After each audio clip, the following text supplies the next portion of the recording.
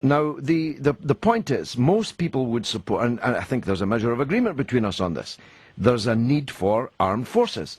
There's a need to properly clad, feed, pay, house the Tommy Atkins in the armed forces. But I repeat again, and you've more or less conceded that, that's not what this new MOD budget, which is going to fare far better in the settlement than everybody else, is going to be spent on. No, you're right. It's not that the majority of the money is not being spent on that. And this, I come back to the point I made at the beginning, as to exactly what we want to do and what we need to do it. And I don't think that analysis has been properly done. At least it's not been in the public eye if it has been done. But of course, it isn't. We can't just focus on the war in Afghanistan. We also do have to prepare for other contingencies, because of course history shows that, and this is an area where our intelligence agencies have consistently failed to, and I'm not necessarily pointing the finger at them, but they have, because of the nature of intelligence, they've consistently failed to predict the real emergencies, and more often than not, the real emergencies we've been faced with in this world, not just since, but also before the Second World War, have come up out of the blue. And so we do need to have a range of contingencies to be ready to deal with things if they happen. Well, I mean, the prospect of conventional war between this country and any other after the Cold War is pretty close to zero. The danger to this country now is a guy with a rucksack on an underground train, or a guy with a dirty bomb in his boot of his car. I mean, I do agree with you. I think that's by far the most likely situation we're going to face. I think the chances of a conventional state, or conventional army taking on this country or the United States or any other powerful Western military is very low, and the chances are that it will be, as you say, a rucksack. It will be the kind of extremists that we're contending with in Afghanistan, that we've had to contend with in Iraq. And that kind of conflict, I think, whether you agree with the causes behind it or not, that is the kind of conflict we're going to face. But I don't think we can be totally confident. You said it's nearly zero, which would suggest there is an element of doubt in your mind whether it is zero or not. Yes, but I mean, the pattern of defence expenditure across the rest of Europe is, of course, as you know, very much lower than we spend. And why is it we who are asked to pay for this hypothetical, almost zero prospect?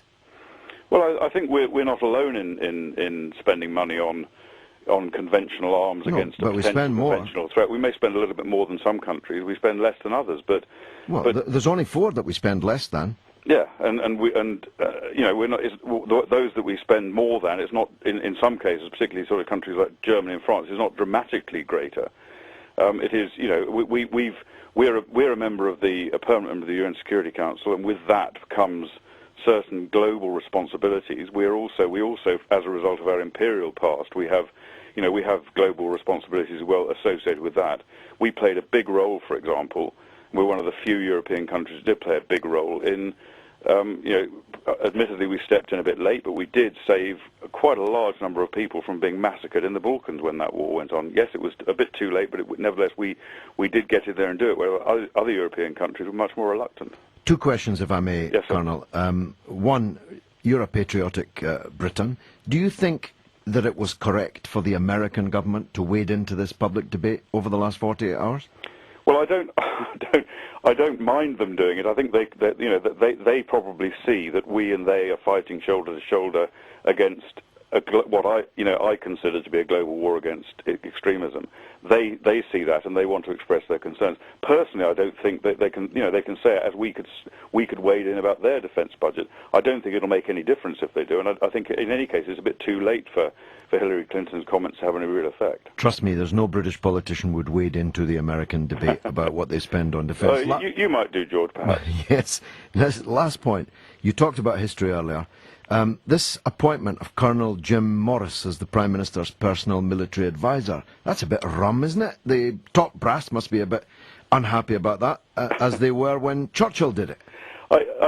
You may well be right. I spent a bit of time in Downing Street myself before I left the army, and one thing that did strike me was the complete lack of proper military advice day to day that existed there for a Prime Minister who was taking decisions about war. Now, I think, in fact, Colonel Jim Morris, he's there in Number 10. He's working alongside the Prime Minister, advising him on military matters. But let's not forget who ultimately Colonel Jim Morris answers to and who will decide Colonel Jim Morris's future, which is essentially the Chief of the Defence Staff. So I don't think he needs to worry too much about what Colonel Jim Morris is going to be advising the Prime Minister on. Colonel, thanks very much for joining us. Not at all, thank you. That's Colonel Richard Kemp, former commander of British forces in Afghanistan, kicking off the great debate. The big challenge, George.